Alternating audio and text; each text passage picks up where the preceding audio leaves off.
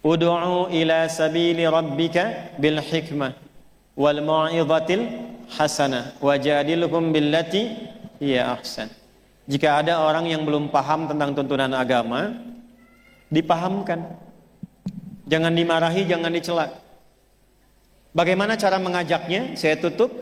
Kata Quran pertama dengan hikmah. Hikmah itu maknanya 3. 1, puncak pengetahuan. 2, kesesuaian perkataan dan perbuatan. 3, kata-kata dan sikap yang lembut dan bijak. Puncak pengetahuan, kesesuaian perkataan dan perbuatan. Yang 3, kelembutan dalam sikap dan sifat atau perilaku yang melahirkan kebijaksanaan. Langsung praktekkan. Maaf Bu, jadi sudah pernah mengalami ya, kalau ada anak-anak gitu, anak rewel macam-macam, ibu pernah marah? Marahnya benci atau sayang?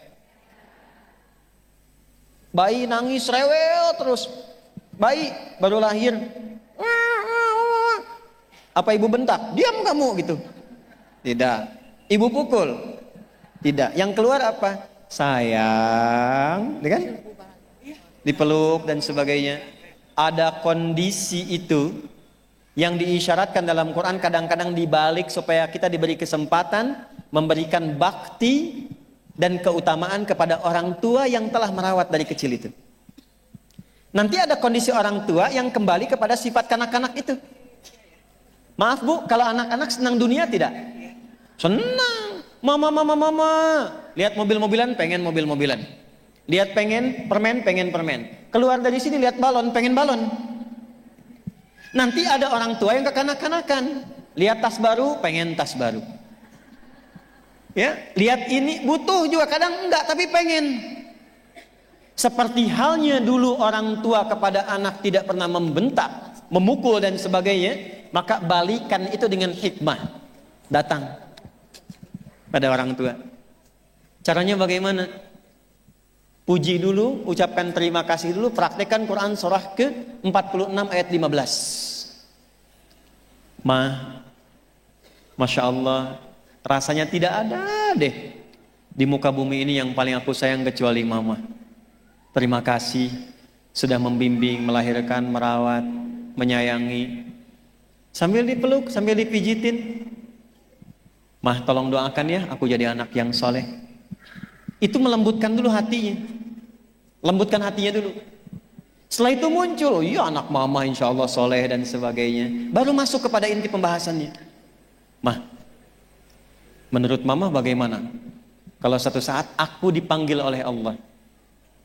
Jangan bicara begitu dulu. Sudah muncul tuh ya. Iya mah, tapi kan harus siap-siap juga supaya memberikan pahala buat mama.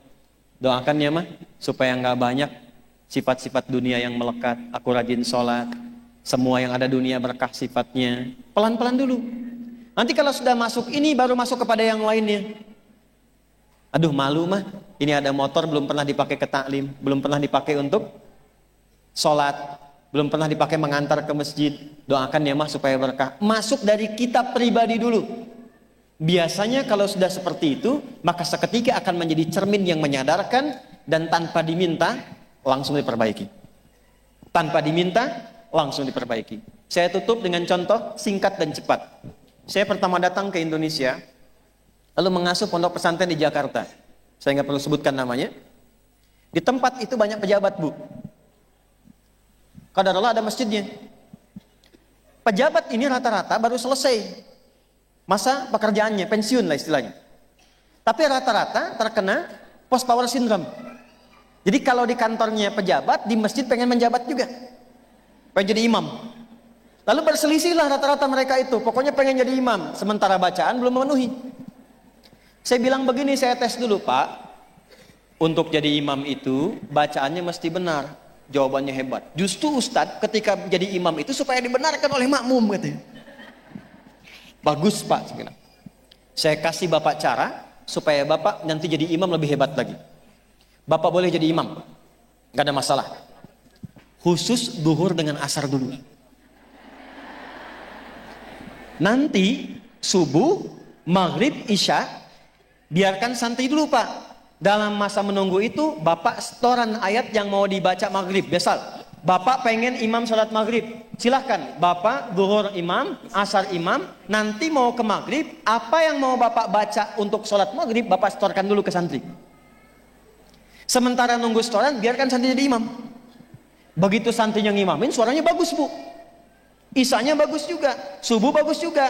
Besoknya saya bilang lagi, Pak, silahkan maghrib imamin. Gak usah Ustadz, itu aja yang udah ada. Setelah mereka ada lebih bagus, udah lebih enak, kita naikin. Pak, jadwal isya ya, gak usah Ustadz. Enggak, Bapak udah bagus bacaannya. Jadi begitu diberikan jadwal dan merasakan ada perubahan, disitulah kemudian terbawa untuk lebih meningkatkan bacaan Qur'annya. Sejak saat itu, yang tadinya hanya pengajian ibu-ibu, sekarang ada pengajian bapak-bapak. Untuk tahsin. Terakhir, bacakan doa Nabi Musa saat datang kepada Fir'aun. Jangan lihat Fir'aunnya. Jangan lihat lihat sifat kerasnya. Fir'aun tuh begini Bu, sifat kerasnya. Saya nggak suka tuh dengan model rambutnya. Pisahkan kepala dari badannya. Bukan suruh cukur. Karena itulah di surat Thaha, Nabi Musa diajarkan doa oleh Allah, Rabbi syrahli wa yassirli wahlul 'uqdatam